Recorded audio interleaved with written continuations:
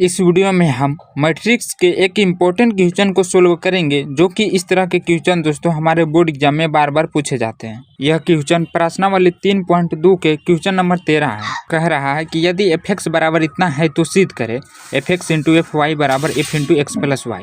तो देखिए यहाँ पर हमें दिया है दोस्तों इतना, तो सबसे पहले हम लिख देंगे जो दिया हुआ है उसको आप एक बार लिख दीजिएगा।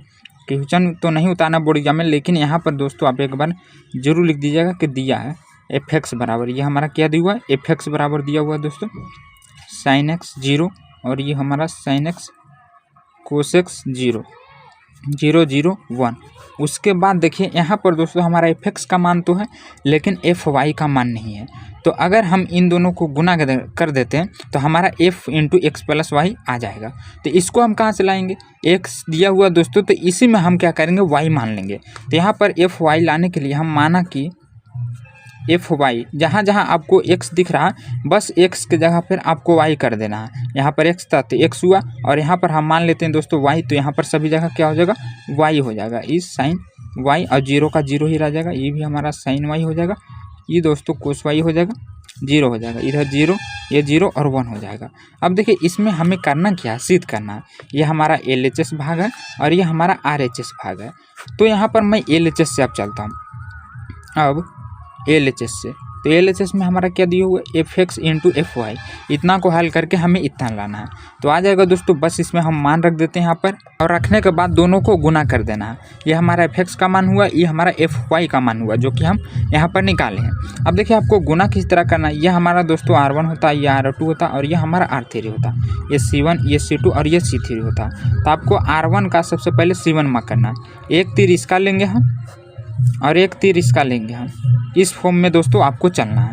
तो पहला को पहला के साथ, दूसरा को दूसरा के साथ, तीसरा को तीसरा के साथ गुना करना है। तो यहाँ पर क्या हो जाएगा, देखिए मैं इधर करके बताता हूँ। कोस को करूँगा कोस के साथ, तो यहाँ पर x हो जाएगा और वो y है, तो दोनों अलग अलग लिखाएगा दोस्तों।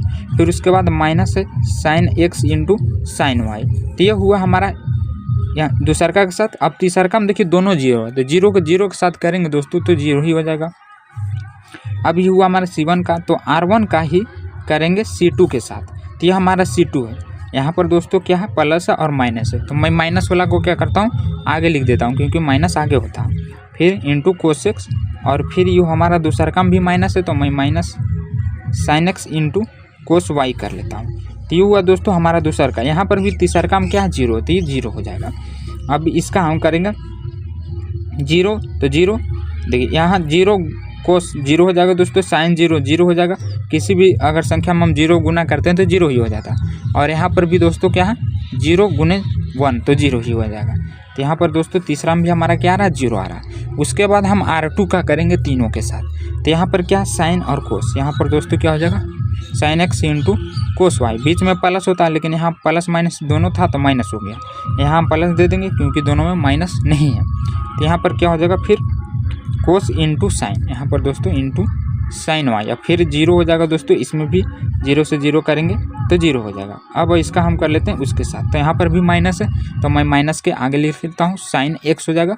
फिर यहाँ पर दोस्तों क्या हो जाएगा, फिर लास्ट में मैं sin y है, सॉरी यहाँ पर दोस्तों sin y है, लेकिन फार्मूला बनाने के लिए मैं पहले x ले लेता हूँ, क्योंकि x × y होता है दोस्तों फार्मूला। तो यहाँ पर मैं माइनस सिर्फ आगे कर दिया हूँ और इसको मैं पीछे कर दिया हूँ। तो गुना में आप आगे पीछे लिख सकते हैं, उससे कोई फ़र्क नहीं पड़ेगा। फिर यहाँ पर इसका हो गया दोस्तों, तो ये क्या, cos × cos y। तो यहाँ पर क्या हो जाएगा, पहले मैं लिख लेता हूँ plus cos x × cos y, और फिर से अगर हम 0 का करेंगे तो यहाँ पर भी क्या आ जाएगा, 0 आ जाएगा। अब देखिए हमारा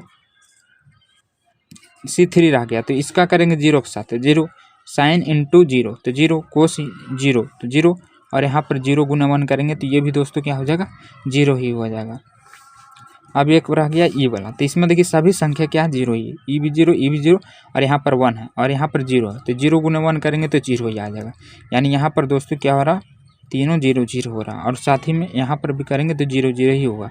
साइन × 0 तो 0, कोस × 0 तो 0, 1 × 0 तो 0, यहाँ पर भी 0 हो गया, 0 0 0 0, यानी 2 0 है तो दोनों जगह 0, लेकिन लास्ट में क्या है, 1 और 1 है, तो 1 से गुना करेंगे 1 में, तो यहाँ पर दोस्तों 1 आ जाएगा।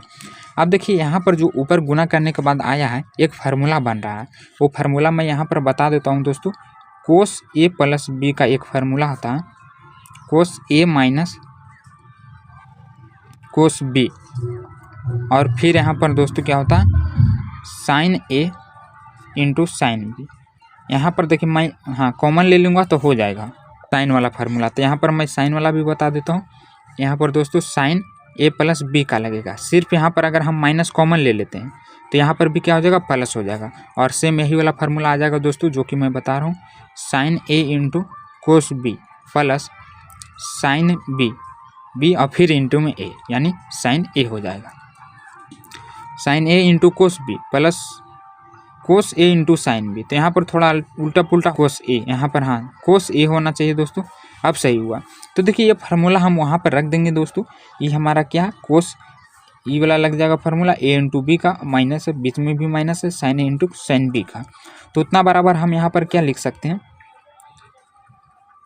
कोस ए प्लस बी, और यहाँ पर दोस्तों माइनस कॉमन लेंगे तो ये वाला फार्मूला बनेगा, और इसका माइनस आपको बाहर लिखना पड़ेगा, यानी x प्लस वाई आ जाएगा, और ये 0 का 0 ही रह जाएगा।